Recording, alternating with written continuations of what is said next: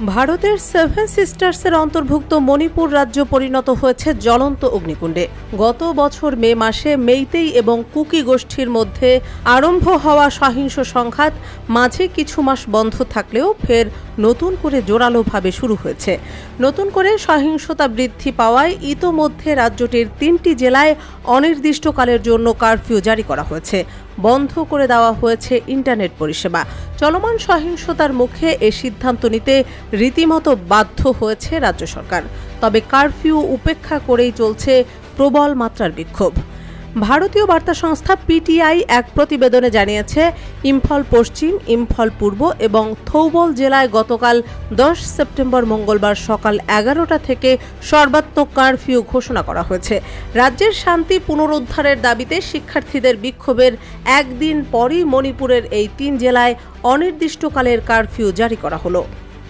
একই সঙ্গে উদ্ভূত উত্তেজনাপূর্ণ পরিস্থিতিতে মণিপুরে ইন্টারনেট পরিষেবা বন্ধ করে দেওয়া হয়েছে।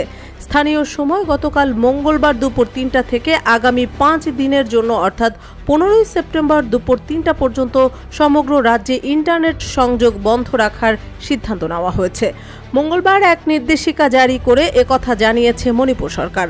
আবার সামাজিক যোগাযোগ মাধ্যমগুলো ব্যবহার করে রাজ্যে অসামাজিক উপাদান, ছবি, ঘৃণাত্মক বক্তব্য এবং ঘৃণামূলক ভিডিও সর্বত্র ছড়িয়ে দেওয়া হচ্ছে, যা জনগণের আবেগকে উস্কে দিচ্ছে, এমনটা বলে নির্দেশিকায় জানিয়েছে রাজ্য সরকার।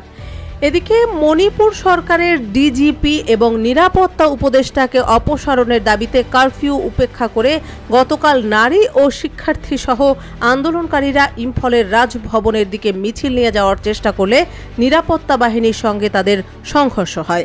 এ সময় আন্দোলনকারীদের ছত্রভঙ্গ করতে কাঁদানে গ্যাস নিক্ষেপ করা হয় বলে সংশ্লিষ্ট কর্মকর্তারা জানিয়েছেন। গত সোমবার খোয়াইরামবন্দ ওমেন মার্কেটে অবস্থানরত কয়েক শত শিক্ষার্থী বিটি রোড ধরে রাজভবনের দিকে মিছিল নিয়ে যাওয়ার চেষ্টা করেছিল, কিন্তু কংগ্রেস ভবনের কাছে নিরাপত্তা বাহিনীর বাধার মুখে পিছু হটে তারা। স্থানীয় সময় রবিবার রাতেও বিপুল সংখ্যক নারী ইম্ফলের রাস্তায় নামেন। রাজ্যে শান্তি ফেরানোর পাশাপাশি মুখ্যমন্ত্রী এন বীরেন সিংয়ের পদত্যাগের দাবি তুলেছেন তারা।